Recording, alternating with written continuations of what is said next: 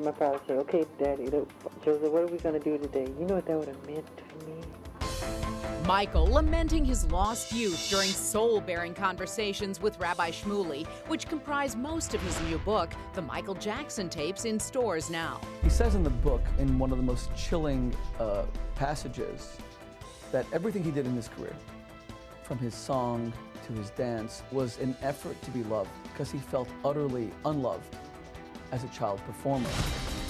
The rabbi was Michael's spiritual advisor for 2 years, but knew it was time to move on in 2001 when Michael began resisting his advice. And my message to him was simple. Michael, I will always be affectionate toward you, and I'll always care about you, and I've tried to help you. But if you want to drive your life off a cliff, I will not sit here and applaud. That I will not do. After their falling out and after his arrest in 2003, Michael made a supposed hit list of who he thought were his enemies. Rabbi Shmuley was on that list. If Michael ever felt that I was someone who rebuked him in order to get his life back together again, yes, he was profoundly uncomfortable in that role. He was used to people telling him that everything was fine, everything was perfect. Michael, in his own words, on why he says his marriage to Lisa Marie ended. I wanted children, and she didn't. The revealing interview that sets his record straight and reveals the depth of his pain. She promised me that before we married, that would be the first thing we would do with our children. I was brokenhearted.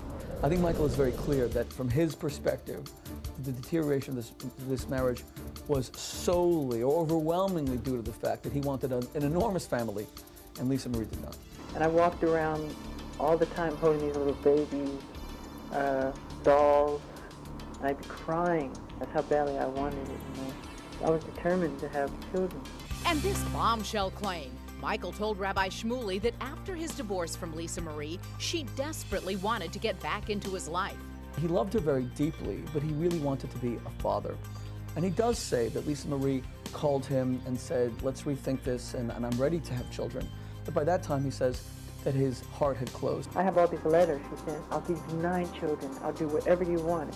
A part of him was somewhat lost after that relationship ended. He always spoke to me in nostalgic terms about that marriage. It seemed very real for him. It seemed very special for him. These revelations giving new insight into the couple's relationship. Also, how at the height of Michael's fame after Thriller, he was so lonely he would wander the streets, desperate to connect with people. I walked down the street. I remember really saying to people, "Will you be my friend?" And what you see throughout the book is this constant tension between Michael Jackson, the king of pop, versus Michael Jackson, this sweet, shy boy from Gary, Indiana, who never felt comfortable wearing the garb of super celebrity. Next, entertainment.